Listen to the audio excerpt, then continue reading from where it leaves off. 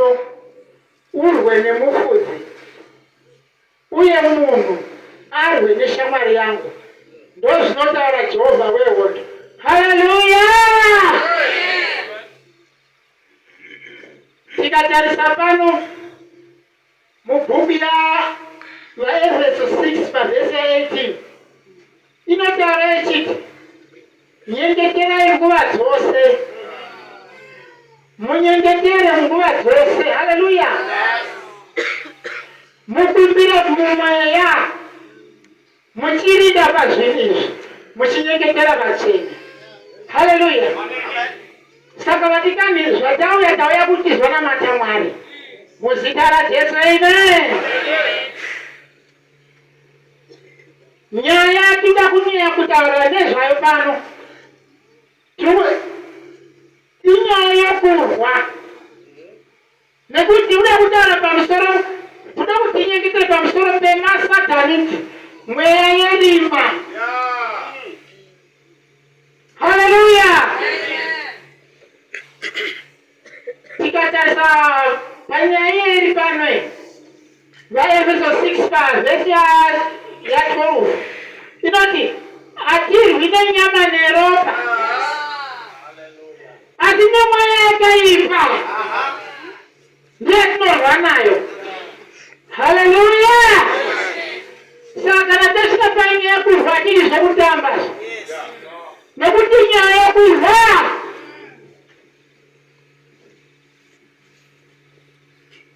kana iri nyaya yekurwa zvakundifungisa zvakare mubhuku yazvakazarurwa chapter 12 pavhesi ya 7 inotaura ichiti kudenga kwakaita kurwako, Mikaeri nevatumwa vachirwa neshato.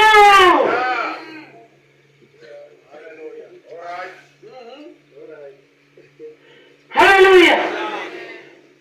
Pavakarwa neshato ndiye Satani nyoka tsaro, munyengeri mukuru.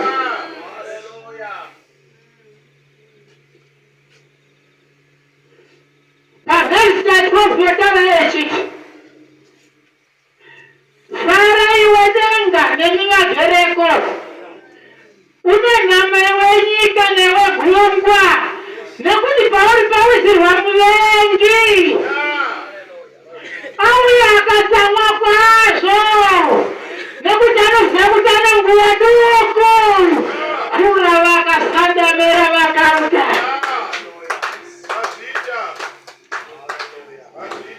Haleluya! Satani paakawisirwa pasi, akawisirwa nevatumwa vake, akatsamwa kwazvo, nekuti anoziva kuti ane nguva diki.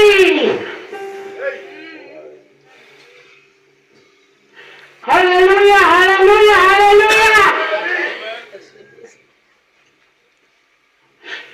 Takuchitarisa pano tazviona kuti Satani wakatsamwa.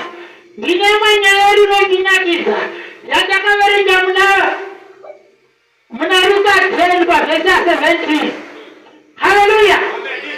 Vadzidzi vaJesu vatumwa kundoparidza shoko. Haleluya! Vanoparidza shoko, vanodzoka vachifara, vanotaura mashoko anoti Ishe kunyange nemweya yakaipa yaizvisa pasi pedu muzita renyu. Haleluya! Ishe tikotaura vachiti ndakaona Satani achiwa kudenga semheni. Tarirai ndakakupei simba rekusika pamusoro penyoka nezvinyavada, kura vakasandamira vakausa.